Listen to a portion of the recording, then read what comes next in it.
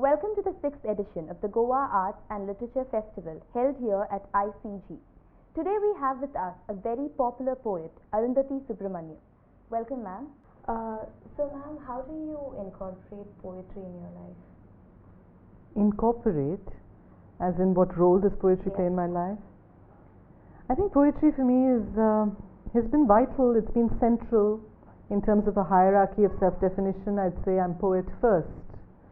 Also, I've always believed until fairly recently. Poet first, before any other kind of self-definition. I always thought that was the most significant.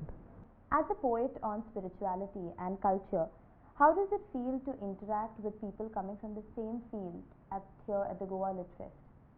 I've been to this particular Lit Fest last year as well, and the reason I agreed to come back is just because Lit Fest right now, it's a bit of an epidemic of Lit Fests all over the country, so it's not a new thing in itself. It's how it's done that makes all the difference. For me, this particular Lit Fest has a certain distinctiveness because it is informal and it has this level of intimacy about it. Intimacy is vital to poetry. There can be no poetry without intimacy, to my mind.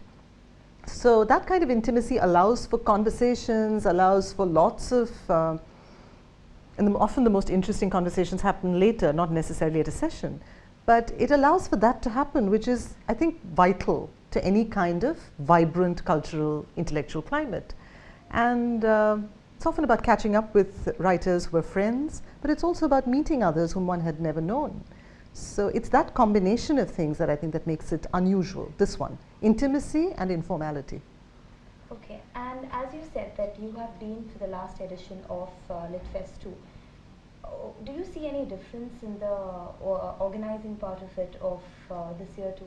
Or what are you looking forward to? I think it's too early to say, Ankita. I think what I'm looking forward to this year is the fact that there are a new set of delegates. I'm looking forward to hearing new work. But I'm looking forward to the dancing on the last night. That's what I'm looking forward to as well. Well, that's something great to know. Also, ma'am, we got to yesterday you had an interactive session with the students of St. Xavier's College. Mm-hmm. Okay. How was your experience? Getting to know the young minds, how did you feel? I do a fair number of interactions, Ankita, with students in different parts of the country, with poetry workshops and so on. What I enjoyed about yesterday was the fact that it wasn't one of those doctored sessions with professors endlessly taking charge and telling the students what they ought to think. The students were talking, and it took them less than 5 minutes to come into their own and to just feel free to ask questions, which they did. So it was a particularly animated, vibrant session, and I thought the questions were on par with questions I could be asked at some of the top literary festivals anywhere in the world, really, honestly. Very insightful questions about process, very insightful questions that often people are too afraid to ask. For instance, about failure. What does it mean for a writer to fail? To talk about those things that are about the more vulnerable aspects of the creative life. I think we touched on all that.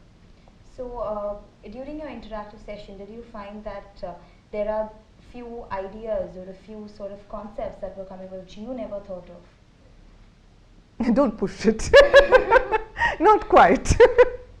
That's a bit difficult, but honestly, every time you meet a new person, let me put this, and I mean this very truly, it could be the same question coming from a certain person. It's where it's coming from that makes the difference, isn't it? We've all asked the same questions since time immemorial. What does life mean? Why are we doing what we're doing? Why did we have these parents? The usual stuff. What am I meant to do? It's the urgency of those questions that makes the difference. It's the authenticity of those questions that makes the difference. It's not the question per se. It's not the content. It's the urgency and the authenticity. Again, coming back to your poetry, ma'am, you are known for knowing more about spirituality and culture. Okay, what is the importance of spirituality in your poetry?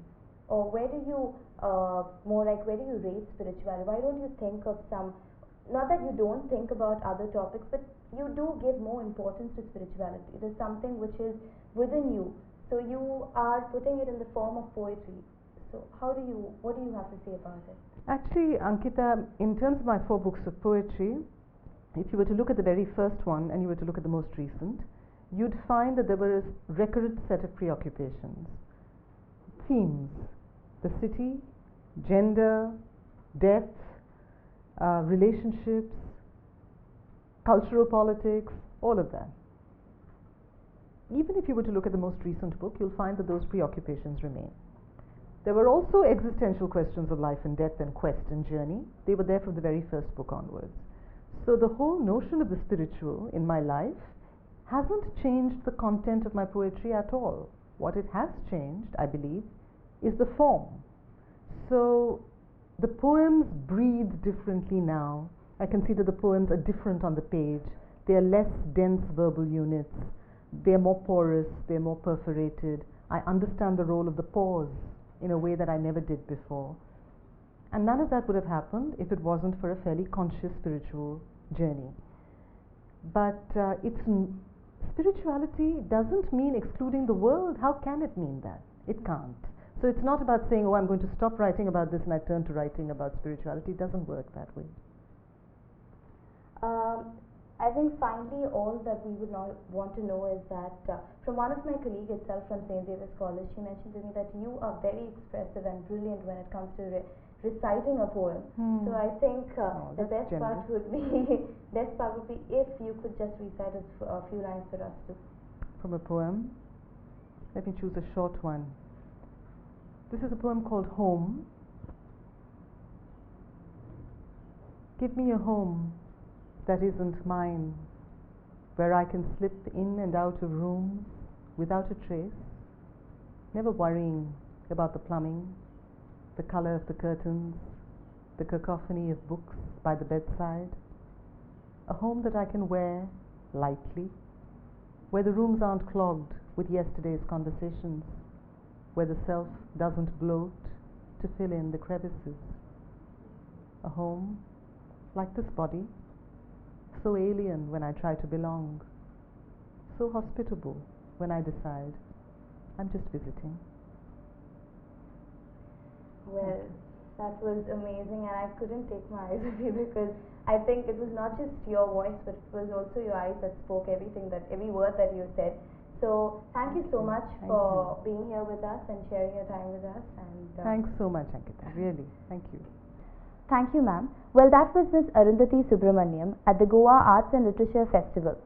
That's all for today, and stay tuned for more updates.